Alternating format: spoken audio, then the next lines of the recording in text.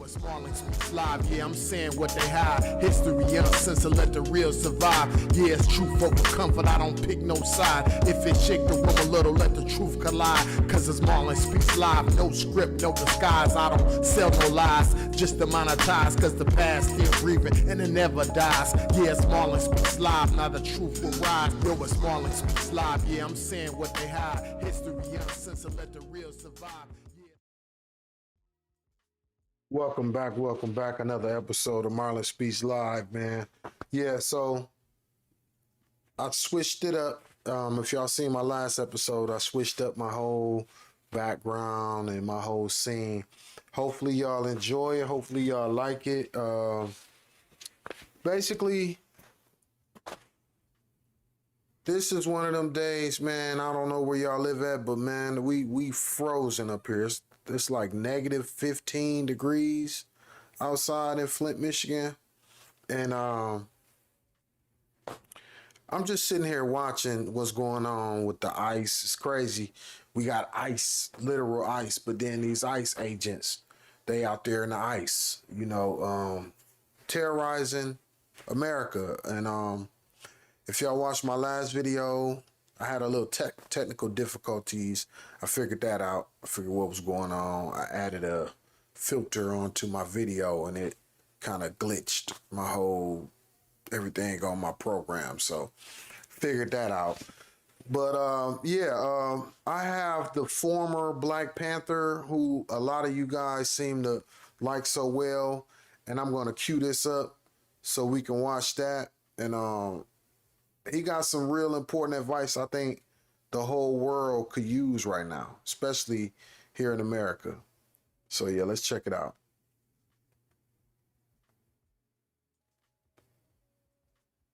For returning to the channel, and I know if you return, then you're interested in how we're going to save our country, and hopefully you brought 2 or 3 of your friends along with you to view this video. Before I get into our business today, I want to say something important. I want to thank you. I read the comments. I read as many as I can. And if you haven't received a response from me yet, please don't take that as indifference. I read them because they help me understand you. And I know many of you are writing from the heart. So I intend to read all of them, the good and the bad. Now, some of the comments disturb me, not because they criticize me. I can handle that. But because they reveal something deeper happening in our country. That's what this video is about. As I was reading, I noticed a group of comments that made my soul tremble. They came from people identified as foundational Black Americans, FBAs. I want to be honest with you. I wasn't familiar with the term, so I researched it. And what I found disturbed me, not because of pride, not because of history, but because of the amount of anger being aimed outward, especially towards immigrants. There's a real pain there, real frustration, real resentment, but pain, when misdirected, becomes dangerous. So I want to offer a different perspective today, not a dismissive one, not a lecture, not a scolding, a lived one. I grew up Black in America in the 50s, 60s, and 70s. Those were oppressive times. I couldn't go where white people went. I had to use colored bathrooms with colored signs for color only. And when I went shopping with my parents, as they was paying a utility bill, which was normally at the local courthouse, I couldn't just use any available bathroom if I had to go use the bathroom. I couldn't just use any available bathroom. I remember times my father had to take me past 2 or 3 bathrooms with signs said for whites only, down a few flights of stairs to the basement to use the colored bathroom with the for colored sign on it. Black people couldn't drink from the same water fountains. We couldn't work at certain jobs and places. Couldn't even get a job at McDonald's. If you wanted food from there or in a restaurant, you had to go to the back door. You'd knock on it. You'd wait and wait and wait until the white customers inside were served. Then they'd come take your order. And you might get it back within 20, 30 minutes. We couldn't try on clothes or shoes in the stores. If they didn't fit when you got home, too bad, you couldn't return them. To buy shoes, they'd measure your feet. You pay for them when you leave, taking them home, hoping they'd fit. Same with the clothes that you bought from the stores. This was normal life. And when I was 13 years old, the Ku Klux Klan chased me home after purchasing a bottle of Excedrin from a store I wasn't allowed to go into because it was mostly patronized by whites and blacks wasn't allowed. But my mom had a headache and sent me to get her some medicine. And that wasn't history. That was my childhood. Life was tough. And that's why I joined the Black Panthers. But hear this carefully. We weren't fighting white people. We were fighting oppression. The oppressors just happened to be white people. And it was not all white people. There have been white people who have supported us through all our struggles. The abolitionist movement, the March on Washington, the Selma March. The Black Panthers had white supporters too. Go back and look at some newsreels from back in the day and you will see white people assisting in those events. Oppression is a system. Oppression uses people. Oppression convinces ordinary citizens to protect it. That distinction matters. Because the moment you forget it, you become what you're fighting. I need to say this clearly. Things escalated in those days. There was chaos. The Selma March. The Black Panthers had white supporters too. Go back and look at some newsreels from back in the day and you will see white people assisting in those events. Oppression is a system. Oppression uses people. Oppression convinces ordinary citizens to protect it. That distinction matters. Because the moment you forget it,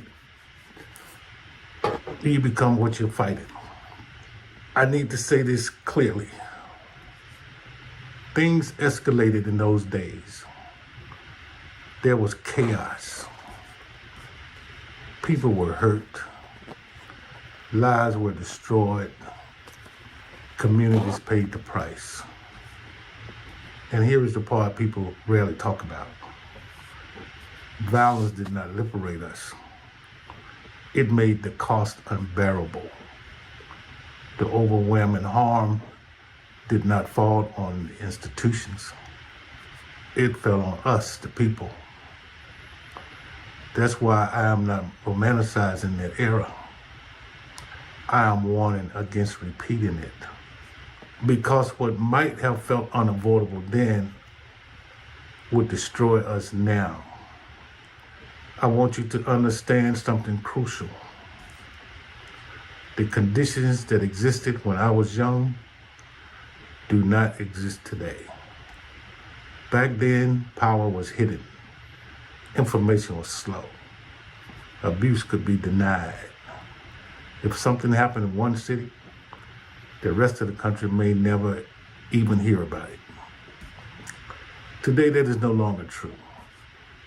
Every action is recorded. Every response is documented. Every mistake is replayed.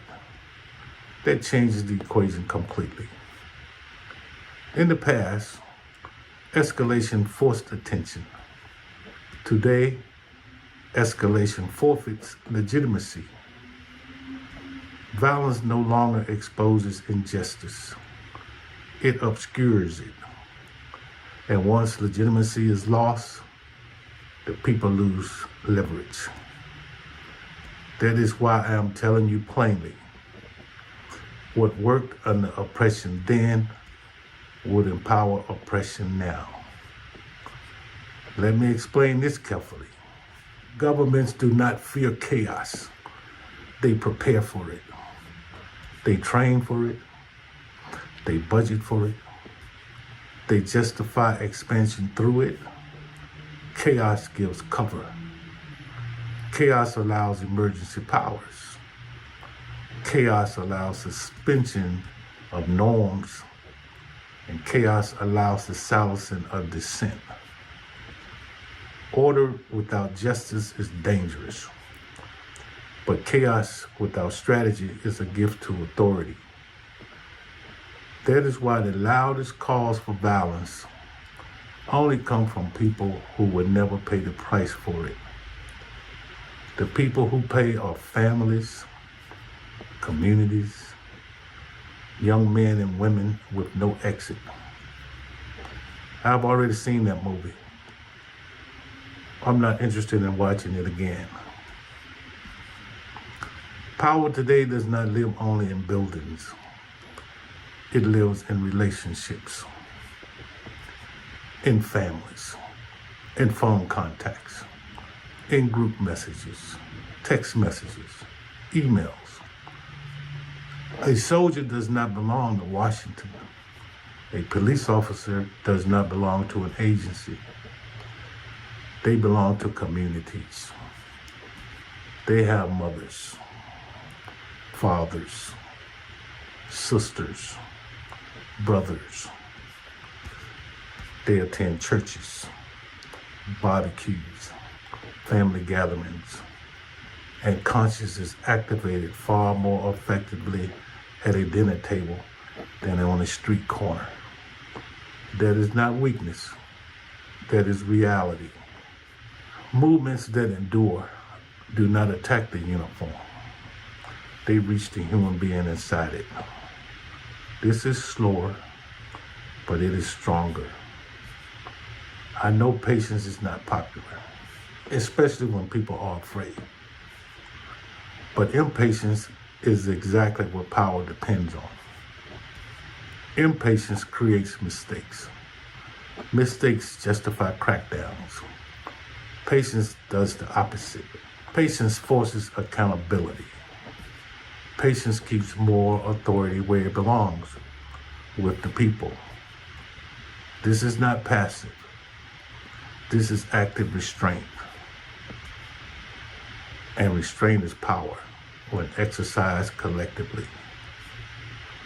That's why I stand where I stand today. Today, I'm a medically trained physician. I'm also a trained attorney. I'm also a trained engineer. And I also maintain a degree in business. And I'm also a licensed pilot who can fly his own plane. None of that would have been possible without me and people like me who chose justice over revenge. Immigrants, legal and illegal, come here for the same reasons my ancestors did. They wanted freedom, a better life. I've done medical missions in countries many immigrants come from. Believe me when I say this, you live better here than they lived there. Many of them were oppressed too by colonizers, by systems, by poverty. So when we turn on each other, we are aiming at the wrong target. Oppression loves division. Let me be unmistakably clear. Violence is not the answer today. Chaos is not leverage. What works now is calm, focus, direct objectives, patience. Movements win now by awakening conscience, especially inside institutions. Military members and law enforcement officers are not our enemies. They are our families, our neighbors, our communities. And conscience does not awaken through fear. It awakens through human contact. So if you're new here, please go back and watch video 1, Can America Be Saved? Then watch video 2, What We Can Do Starting Now. This video closes one door, violence, so we can walk through the door that actually works. Calm, action, human contact, prevented escalation, stealth. If this message resonates, subscribe to the channel. Share it with one or more people. We can still save this country, but only if we choose to. Now I'm speaking to you as a neurosurgeon would. When you're angry, you can't think.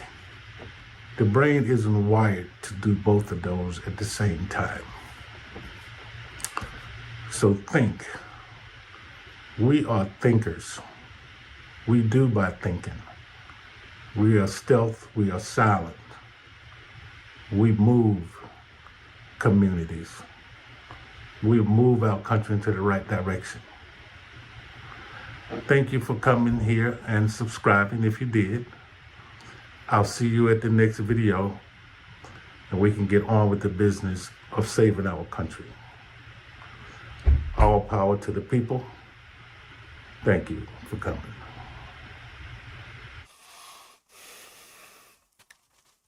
Yeah, that was, man, he sounded like Catch Me If You Can with Leonardo DiCaprio. He said he a surgeon, a lawyer, a pilot, an engineer. Hey, man, like, I just love his calm demeanor. I love him telling us what he feel like we should do. And trust me, man, like I did some research on this topic, and he's right. He got a lot of great points. The FBA conversation, that he was right on that. I'm not too in tune with that whole FBA distinction. I get it though.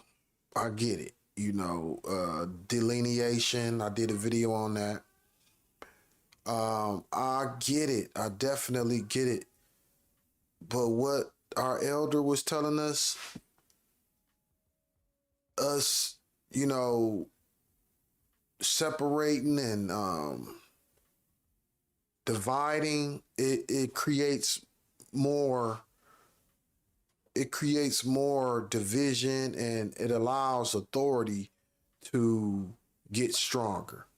So that's what's been in my spirit about this whole FBA and delineation thing. And then when we seen Tucker Carlson speaking on it, that was kind of like the confirmation for me. I'm like, okay, you know, these people, they happy to see that, you know, and that's what kind of lets you know that you might be on the wrong page. You know, when you see people that you know don't have none of our best interests at heart, laughing and happy about it. But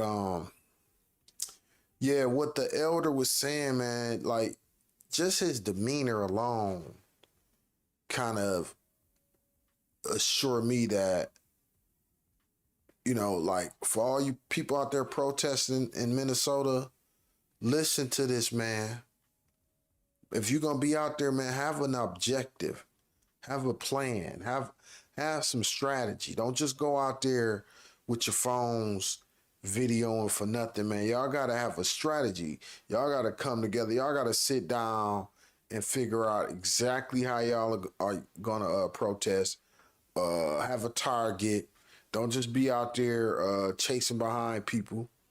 This a totally different type of protest than the protest that they had back then, because they were out protesting and then the authorities came afterward. But this is like the exact opposite. You got the agents out there and then the protesters coming. This is different. That's what make this dangerous too. And then ICE, they are not like regular police officers. And y'all see what that, like, they have the federal government's blessing. So this is the exact opposite of, the civil rights protests. The federal government was protecting the protesters. But this time around, it's the federal government that's actually attacking the protesters.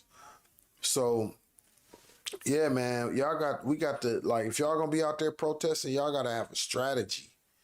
And I'm not even gonna get into, just because of the nature, the peaceful and informative tone that our elder had. I'm not gonna say nothing divisive in this video. I'm gonna say, but I will add to this, as y'all know, my channel is based on everybody being black, everybody being originally from Africa. At one point in time, we all migrated, we all end up looking different, right? That to me is something that our elder in this video should have said. That's something that all the free leaders of all the world, every country should be mandating that their citizens learn about. That not only are we all the same, but we actually come from the place that they call Africa now. We come from there, and we couldn't have came from nowhere else at that time. That's something that we all as humans should be proud of. So when we see somebody with this melanin, we should all be very happy to see them. And I think that's part of this world's curse right now, is that lie that that blacks are bad, blacks are we're nothing but God. That's all we are. Closest thing to God. So yeah, I'm gonna end this video, man, by saying, look, like, comment, share, subscribe. Thank everybody who's subscribing. I appreciate every single last one of y'all. I'm in the comments. One of the commenters told me I should do a live background. I listened to him. Y'all let me know what y'all think about my new setup. I'm gonna be, I don't know, man. I like my virtual background, but y'all just let me know what y'all think about it. And my audio too. I changed my audio. I'm changing a lot of things. I'm just trying to experiment, and I'm having fun doing it. So y'all let me know what y'all think about this, and I'll be back with more. Marlon Speaks Live. I'm out one.